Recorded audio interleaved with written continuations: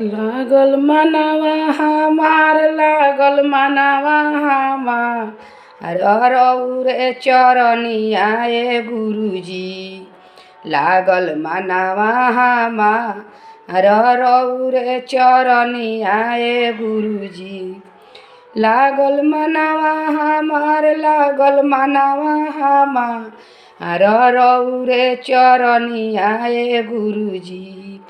लागल मनवा हमार रउरे चरनी ए गुरुजी। लागल मनवा हमार लागल मनवा हमार रउरे चरनिया ए गुरुजी। लागल मनवा हमार रउरे चरनिया ए गुरुजी। लागल मनवा हमार रउरे चरनिया ए गुरुजी। लागल मनवा मार लागल मनवा हमार रउरे चरनिया ए गुरुजी। लागल मनवा हमार रउरे चरनिया ए गुरुजी।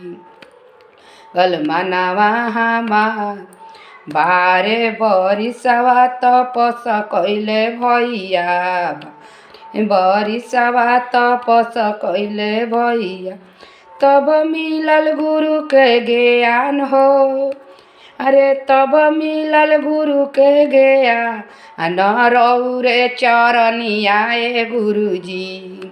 लागल मनवा हमार रउरे चरनिया ए गुरुजी। लागल मनवा हमार रउरे चरनिया ए गुरुजी। लागल मनवा हमार रउरे चरनिया ए गुरुजी। लागल मनवा हमार बड़ी तपस्या से पौनी मानुष तनवा। बड़ी रे तपस्या से पौनी मानस तनवा। अरे भूल गईनी माया के बाजार हो।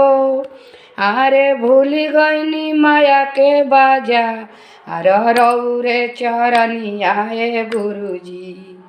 लागल मनवा हमार रउरे चरनिया ए गुरुजी। लागल मनवा हमार रउरे चरनिया ए गुरुजी।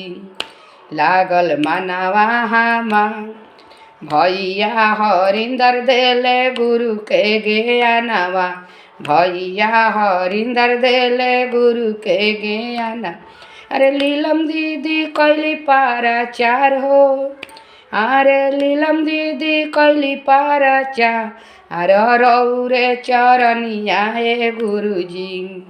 लागल मनवा हमार रउरे चरनिया ए गुरुजी।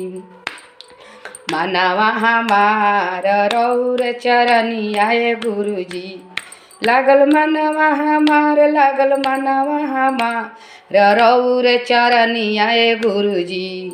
लागल मनवा हमार रउरे चरनिया ए गुरुजी। लागल मनवा हमार पहिले में दया मंगिहा दूसरे में चर्चा। पहिले में दया मंगिहा दूसरे में चर्चा। तीसरे में नमन पारा नाम हो। अरे तीसरे में नमन पारा नाम रउरे चरनिया ए गुरुजी।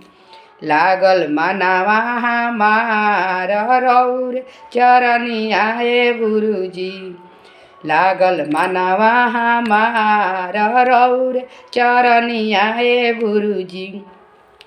गल मनवा हमार लागल मनवा अरे लागल मनवा हमार रउरे चरनिया ए गुरुजी। लागल मनवा हमार रउरे चरनिया ए गुरुजी। लागल मनवा हमार रउरे चरनिया ए गुरुजी। लागल मनवा हमार लागल मनवा हमार रउरे चरनिया ए गुरुजी। लागल मनवा हमार रउरे चरनिया ए गुरुजी।